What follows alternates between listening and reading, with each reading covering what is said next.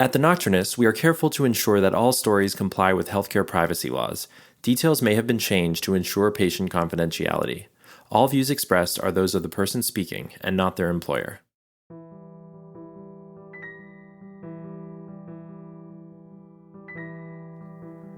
Where would we be right now in the midst of COVID-19 without doctors and nurses, without bench scientists and public health workers? Could we even imagine a way out?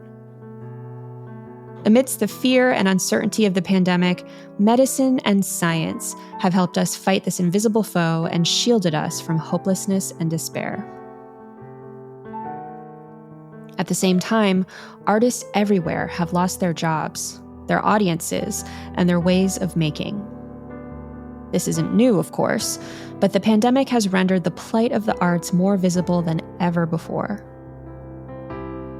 What is lost in a world where the arts are allowed to flicker and die? Does art save lives too? We hope you'll enjoy this episode. Night Flight to San Francisco.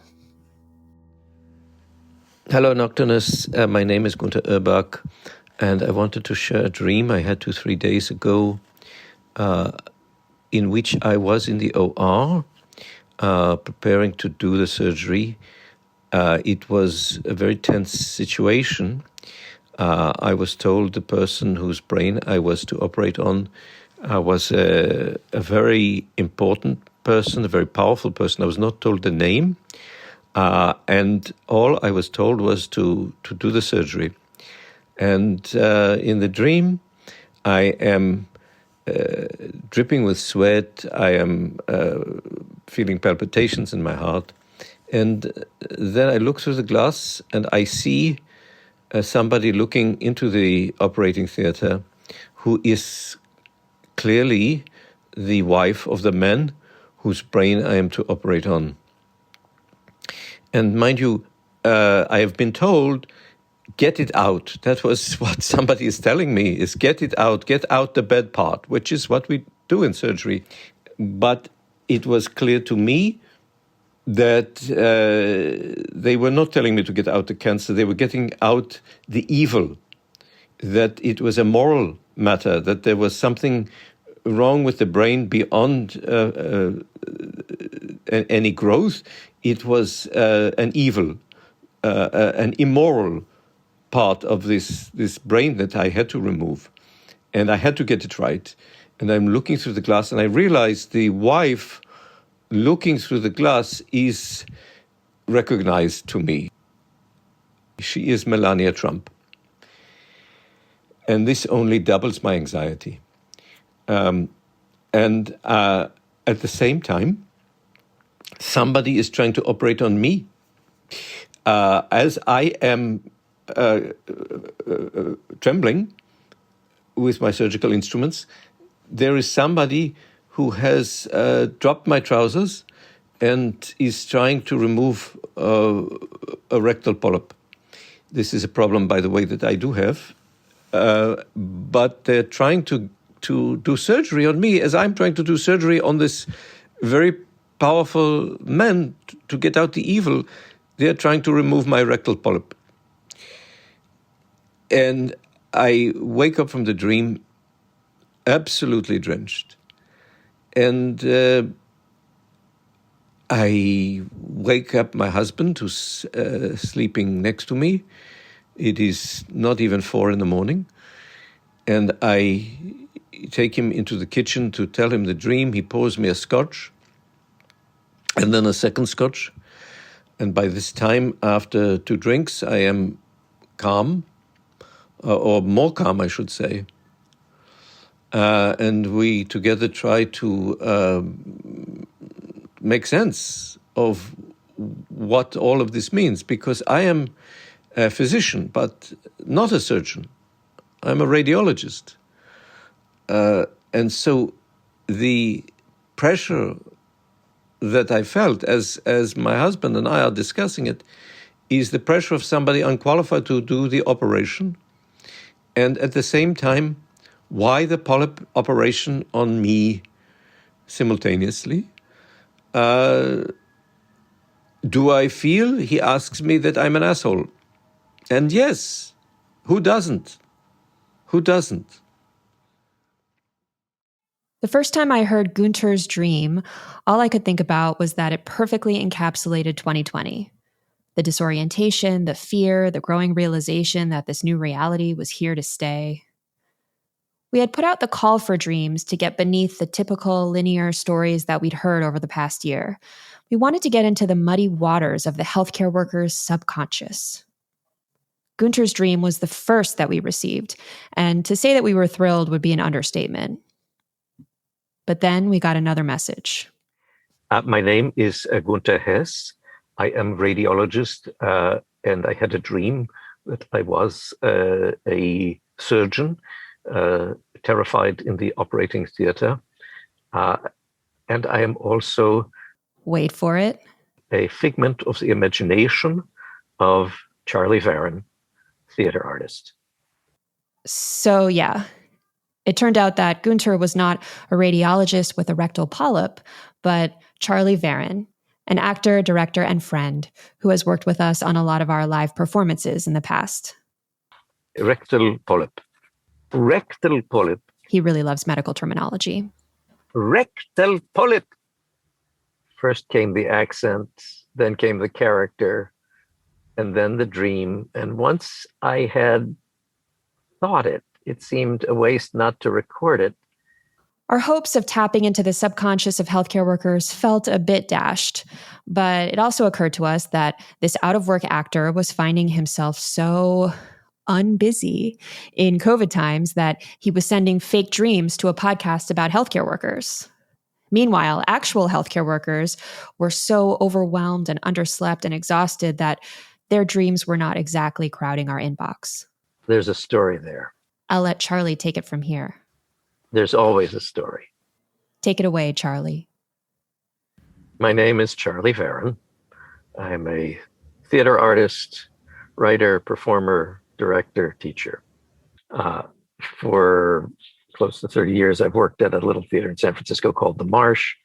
And I've had the amazing chance to have an audience that has followed my work here in San Francisco over time. Well, I think I was talking to Emily Silverman, the founder and director of The Nocturnists, and she was saying, we're going to do this thing on dreams. I said, that's great. And I can remember that I was on one of my daily walks around Dolores Park in San Francisco, and I just started thinking, dreams. Wonder what kind of dreams they'll get from physicians. And then I thought, what if I made one up? I wonder if I could fool them. I wonder if I could make them believe that this was an actual dream. This is the prankster in me.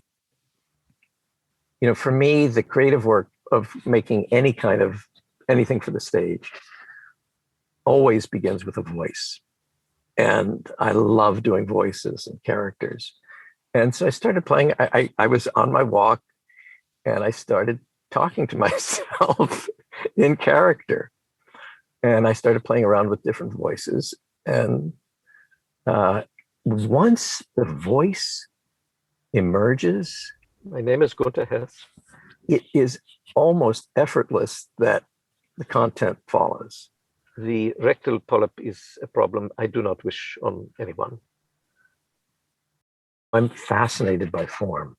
I'm fascinated by stretching the bounds of form. And I think that's part of what the dream stuff was for me, is here's a form. It's, you know, you have this box, physician, dream, what? Sort of, that's the question my intuition was answering. And half a dozen voices immediately presented themselves as possibilities. The delight in invention and the slight guilt of, is this ethical? I've always loved radio. I'm an audio person. And the intimacy of the human voice and the lived experience as expressed through the voice, I think there may have been a little bit of envy as well. Listening to these incredible voices and thinking, What, I have a voice. I'm not a doctor, but the thing about being an actor and a theater person is you can be a doctor. It's a strange combination for me, the work of escape into other worlds, other characters, other realities, kind of probing reality through these fictional constructs. The rehearsal room is it's like a little protected sanctuary.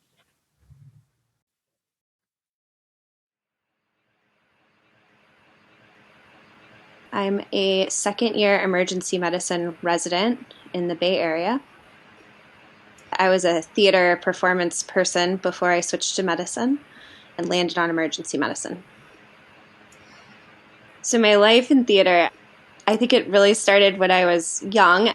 I was 8 years old when I did my first play, and once that happened, I got sort of hooked into the theater world.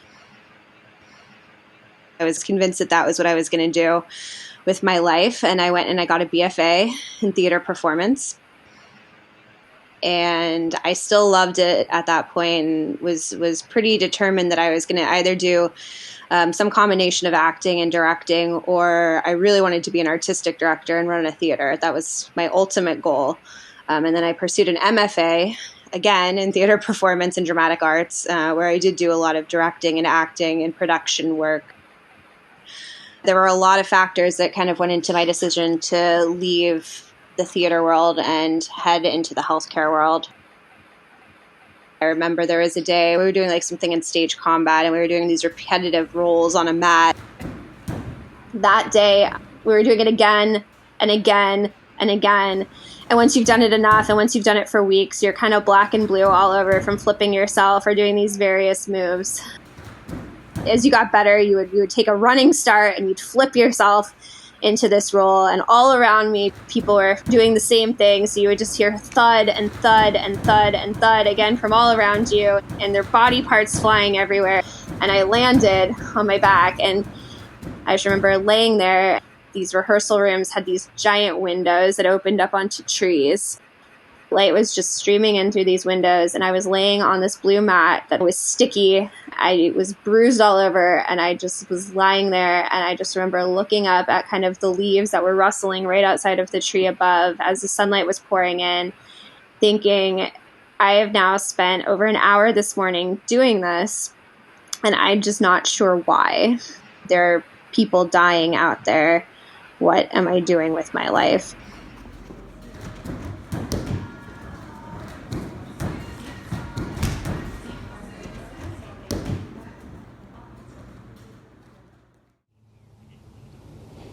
I'm a geriatric clinical nurse specialist.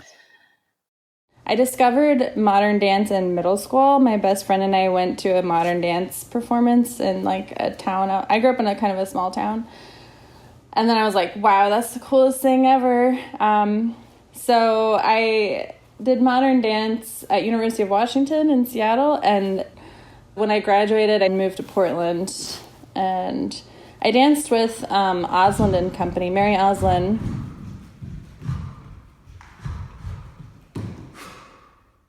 One of my friends who's an artist, she's actually considering going back to school to be a nurse. It's just funny to me a little bit that she's considering that now. But I think for me, part of me was questioning myself, like, if I lived in a country with like universal healthcare, in my world as an artist, being an artist was a sacrifice. People had to work 2 jobs. You're not contributing to retirement. That was pre Obamacare. And even with Obamacare, like paying for insurance as an individual is very expensive. I remember having coffee with the choreographer that I was working with at the time in Portland, and I would have been lucky to have been as successful as her. Like, she had her own company, and she was saying, like, she was 64 at the time, and she didn't have health insurance and didn't have a retirement. And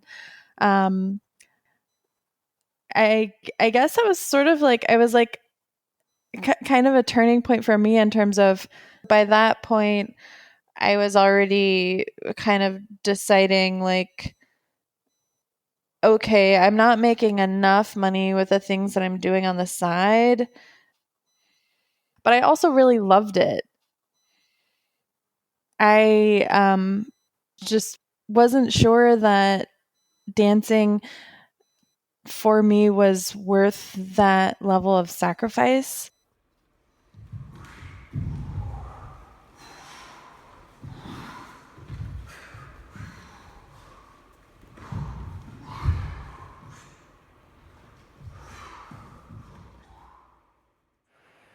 Why is medicine valued more than the arts? I think value is in some ways tied to money, certainly. I mean, we live in the United States where everything is tied to money. I truly fundamentally believe that they are both important. I think during COVID, healthcare workers were somewhat more appreciated than sometimes we are.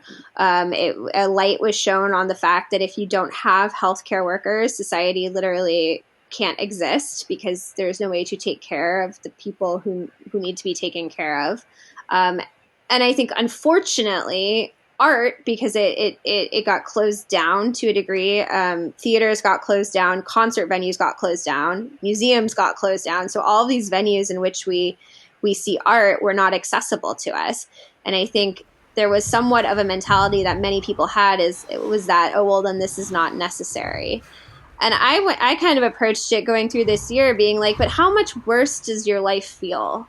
And it's not only because we can't hug our friends and because we can't go to restaurants and because we can't play in whatever sports, I don't know, whatever people do as hobbies.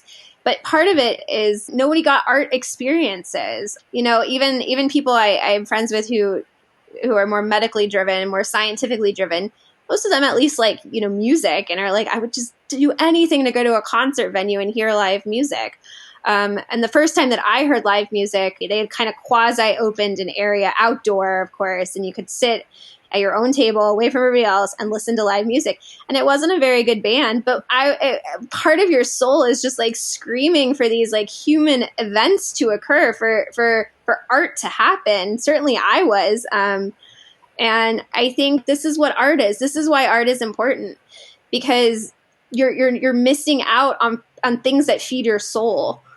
I certainly wish that art was valued as much as medicine. The epitome of society is not healthcare workers. It's so much more nuanced than that. We need both. You know, there's so many ways that our culture severs us from our bodies. You know, like diet culture. And it's not about like knowing what your body feels like and knowing like being in your body in space with time and energy, like just those, like really honing in on those elements. And a lot of other things that require practice and discipline are about, you know, ignoring your hunger, ignoring your pain, pushing through things. And not that dance doesn't do that, but I guess I felt like it was like exploring my body as an instrument. You know, every body has different possibilities and limitations. I think I also found a lot of freedom. Like my body became like this way to freedom. Like freedom from what other people expect of you, freedom from any kind of worldly pressure. Dancing was where I found that sense of freedom and ease and belonging. It helped me avoid self-destruction at a really important transition in my life.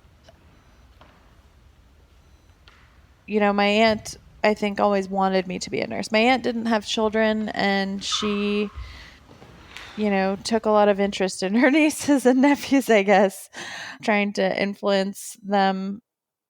So I guess I saw healthcare in general as like, oh, steady job, like doing something helpful. And the people who are there all the time are the nurses. I liked building relationships with the people I cared for. And I liked knowing people's stories.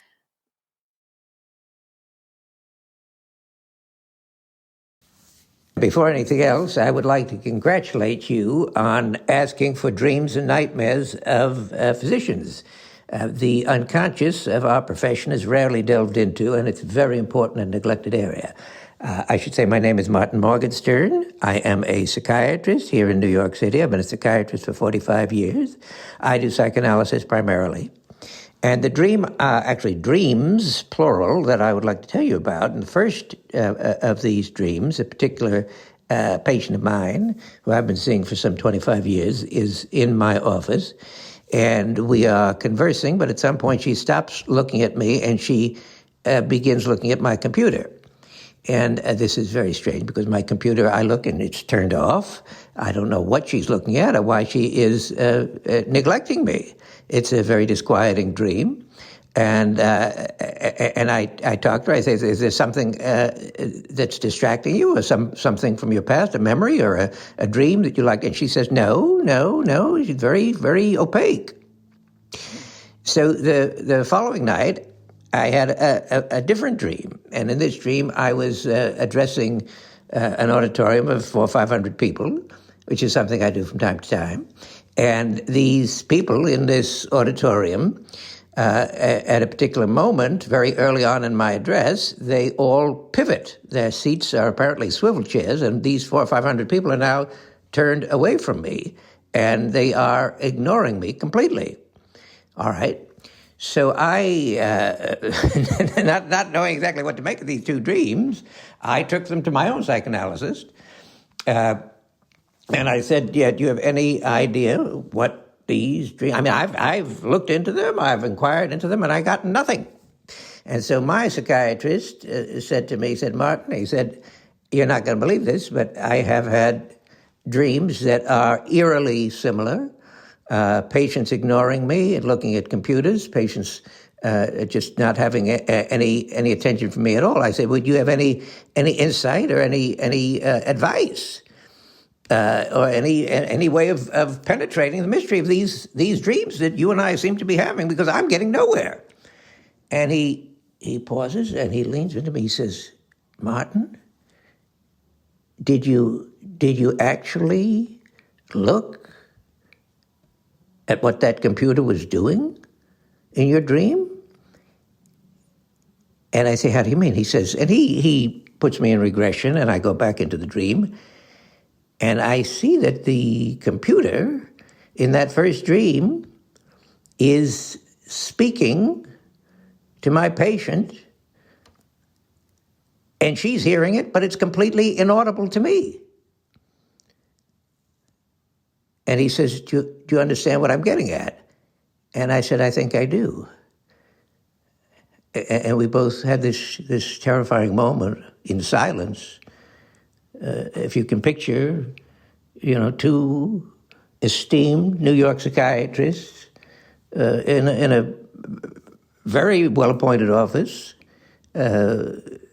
lots of beautiful artwork on the walls and so forth. We're not newbies. We're not novices. We've been at this a long time. And he and I look at each other and we realize our days are numbered.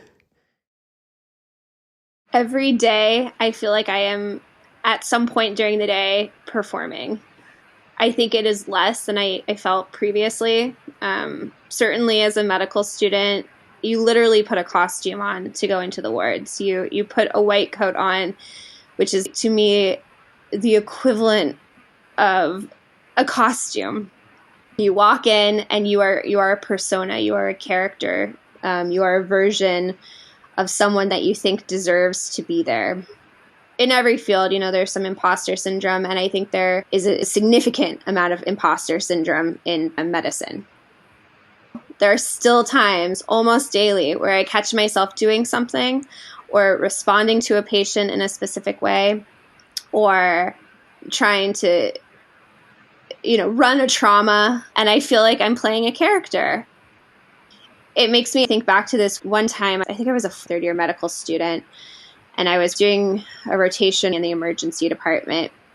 We had this person come in, and she was coding, and BMS was doing chest compressions on her. And I had never done chest compressions on somebody before because I was a third-year medical student. And they pulled me over, and they said, "You're going to do chest compressions for 2 minutes."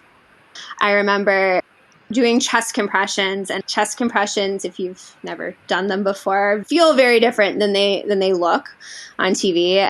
You can feel bones cracking, and there is somebody under you. Around me, there is just noise. There is noise everywhere, and there are lights shining on you, literally, and there is just colors and smells everywhere, and it felt like a performance.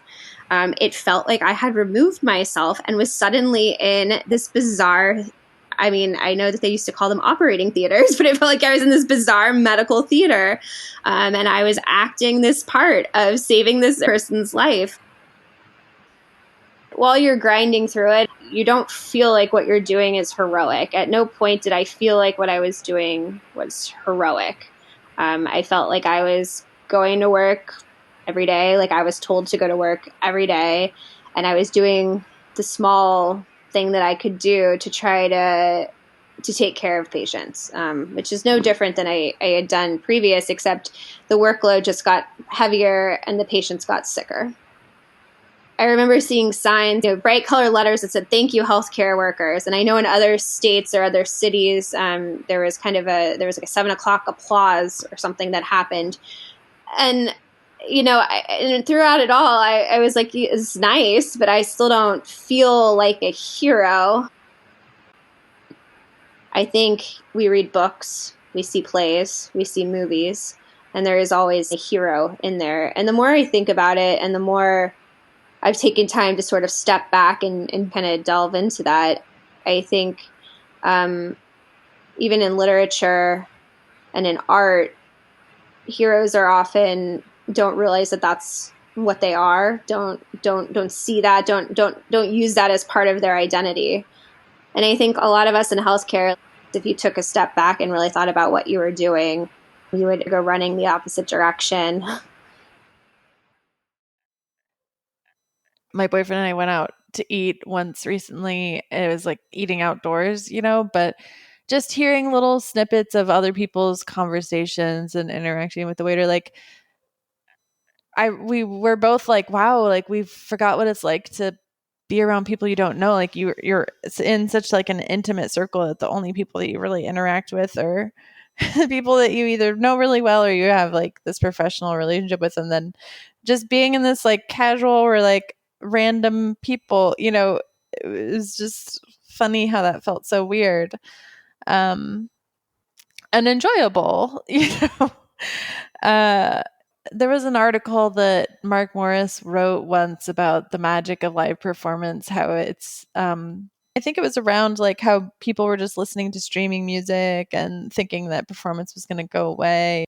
And he was saying that just that sharing a live performance together is so magical. And for me, I feel like in some ways it's like, this is really out there, but it's sort of like more dealing with mortality, like you have this like shared experience that's, can be transformational. It's like, it's just this like, I feel like live performance is so much more intense than seeing a movie or like something else, and you're all like sharing this moment and breathing the same air, and then it ends and you leave and like it's gone. And I kind of feel like that's what life is like. Practicing getting okay with death, You enjoy something and then it's gone. And even if you record it, like it's not the same, Live performance, which was, of course, until a couple 200 years ago, whatever it was the only performance. There's no film, there's no TV, there's no radio. And so it was there and it was gone. It was evanescent.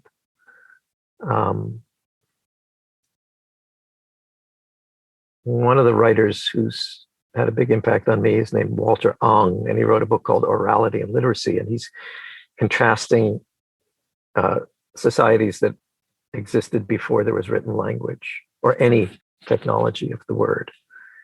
And for oral cultures, the way Ong puts it, words were forever going out of existence. They only existed in the moment. I think art does save lives. I think art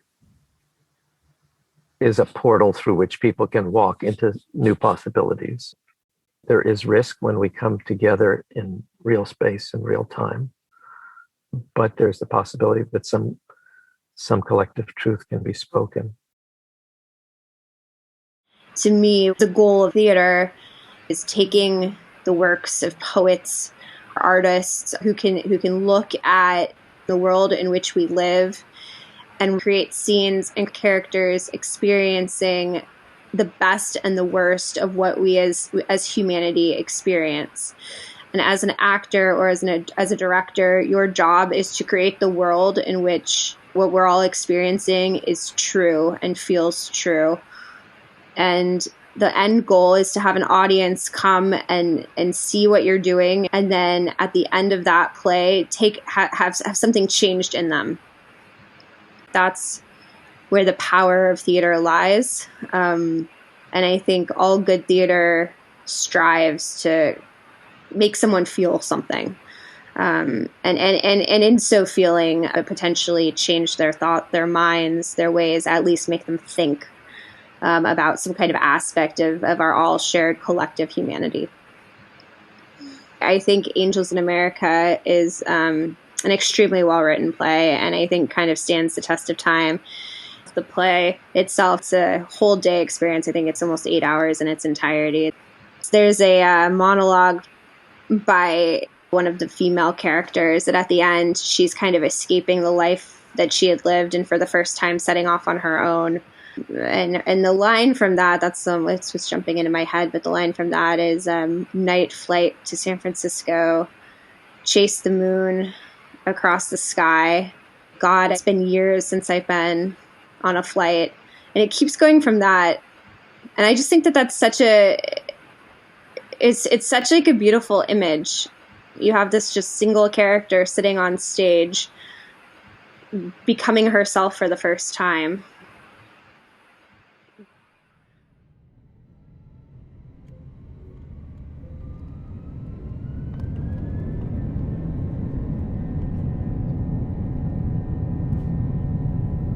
Night flight to San Francisco.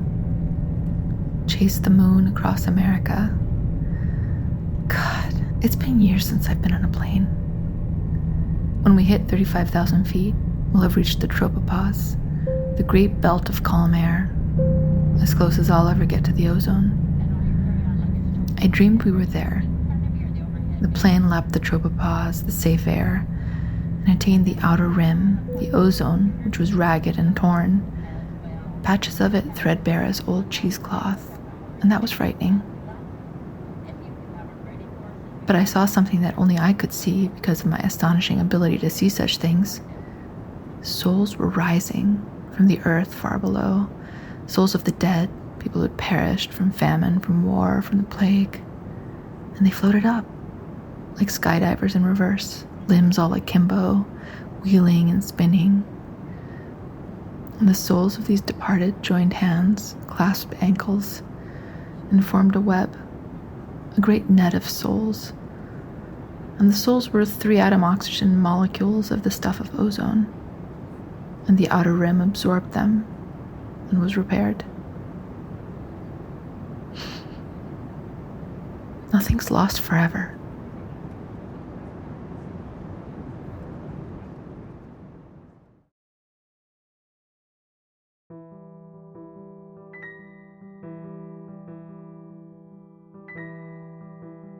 That's our show.